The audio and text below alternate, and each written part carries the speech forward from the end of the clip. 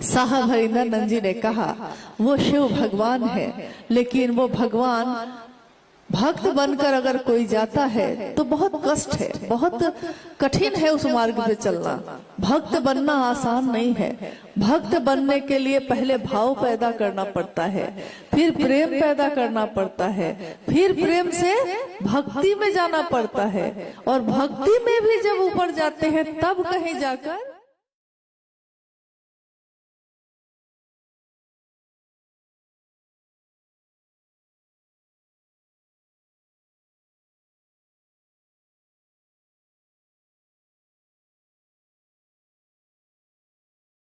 एक उदाहरण देते हैं, साहब का ही देते हैं, क्योंकि वो लौकिक जीवन में डिप्टी कलेक्टर थे और आध्यात्मिक जगत में शिव शिष्य थे।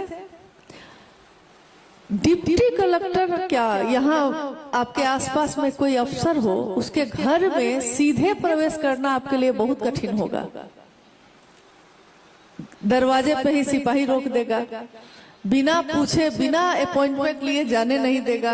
उसमें भी आपका जो पूरा शरीर है उसकी जांच करेगा, सुरक्षित करने के लिए सुरक्षा की जांच करेगा। फिर भी समय मिलेगा कि नहीं कहना कठिन है। लेकिन वही डिप्टी कलेक्टर जिनसे मिलना आपके लिए बहुत कठिन है उनके ऑफिस में, वही जब अपने घर में शिव शिष्य के रूप में है तो जो जाता है वो साहब से मिल लेता है। कहता है कि महादेव के शिष्य आए हैं, शिव के शिष्य आए हैं, तो वही साहब हरिनंदन जी जो कार्यालय में जिनसे मिलना बहुत कठिन है, शिव शिष्य बनकर जाने पे उनसे मिलना बहुत आसान रहा। उतने ही सरल, उतने ही सहज।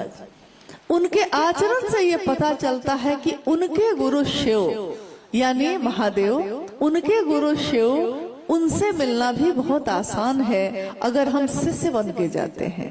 क्योंकि शिष्य को तो कुछ नहीं आता है, तभी ना वो शिष्य बना है।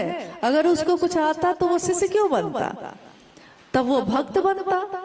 लेकिन हमको कुछ भी आता नहीं है महादेव, न कभी शास्त्र पढ़े हैं, न मंत्रों का जप किया है, न कोई साधना उपासना की है, बस अपने मन का भाव ही समर्पित किया है और कुछ भी नहीं किया है।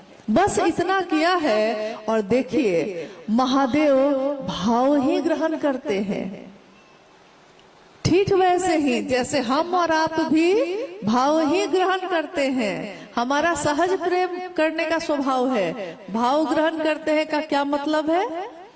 जैसे आप किसी के घर गए, अब आप उसके घर जो गए हैं वो आपको भोजन भी अच्छा कराया, आपके रहने की व्यवस्था भी कर देता है, सारी चीज है, नौकर चाकर सब है, आ रहे हैं जा रहे हैं, लेकिन तब भी आपका मन खुश नहीं है। कारण क्योंकि उसने आपको वो भाव नहीं दिया है जो सोच के आप गए थे उसके यहाँ। आप तो भाव के कारण चले गए। आपने सोचा कि मेरा परिचित आदमी है, आज बड़ी जगह पे है, चलिए मिल के आते हैं, मेरा भाई है, मेरा मित्र है, चलिए मिल के आते हैं। जाने पे उसने बैठाया, खिलाया भी, सारी व्यवस्था भी की, लेकिन तब भी आपका मन खुश नहीं हुआ। क्यों? क्योंकि उसने जिस भाव से आप गए थे ना, आपको बदले में वो भाव नहीं दिया। तो आप दोबारा फिर उसके यहाँ जाना चाहिएगा? कभी नहीं जाइएगा। कोई अपने घर में, जैसे हम अपने बच्चों की शादी करते हैं, विवाह करते हैं, अपनी बेटी का विवाह बहुत अच्छे घर में करिए, उसका पति बहुत अच्छा हो।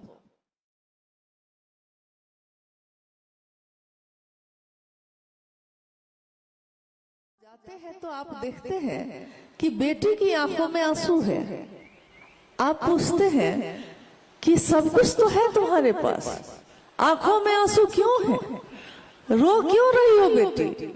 और वो बेटी कहती है कि पति जो है सब कुछ तो देता है माँ, लेकिन पति का भाव नहीं दे रहा। मैं पत्नी हूं ना, पति का भाव नहीं देता है।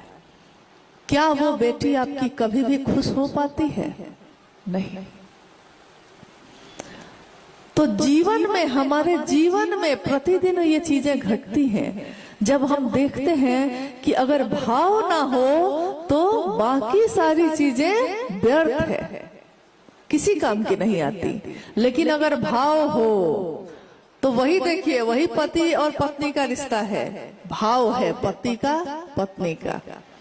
और पूरी तरह वो बर्बाद हो गया है, रोड पे आ गया, सड़क पे आ गया है, और पत्नी नमक और रोटी खिला रही है और पति से कह रही है कि तेरा साथ है तो मुझे क्या कमी है, अंधेरों में भी जल रही रोशनी है, मुझे झोपड़ी भी महल लग रही है, तेरा साथ है, यानी पति का भाव।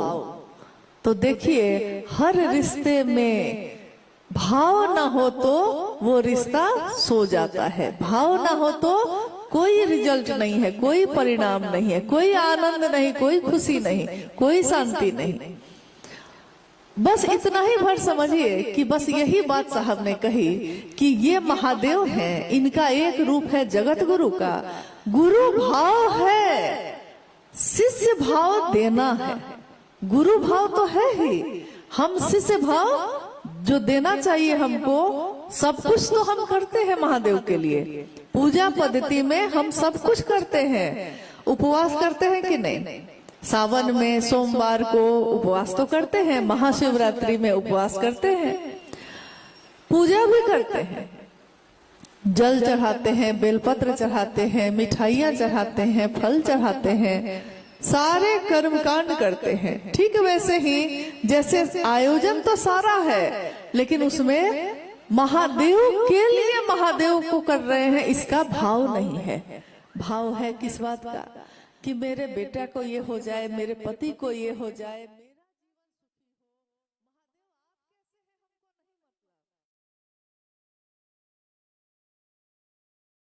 ये तो व्यापार है कि जो हम दे रहे हैं तो तुम भी हमको दो, लेकिन प्रेम में व्यापार नहीं होता है।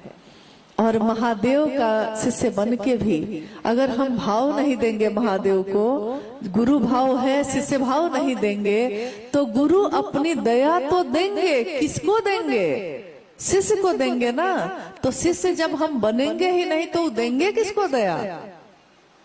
और अगर शिव की दया मिल जाए तो कहा गया है कि कीम न सिद्धते भूतले, इस भूतल पे, इस धरती पे क्या ऐसा है जो आप चाहिएगा और महादेव की दया से वो नहीं मिलेगा।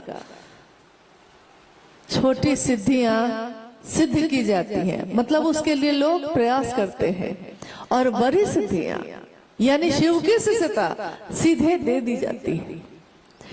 तो एक तो हम लोग के नजर में ये है कि शिव की शिष्यता की बात तो चल रही है, हमारे गुरु शिव हैं ये हम कह तो रहे हैं, लेकिन महादेव के लिए महादेव से दया नहीं मांगते, महादेव की बात कर सके इसके लिए दया नहीं मांगते, महादेव को प्रणाम हो जाए इसके लिए प्रणाम नहीं करते।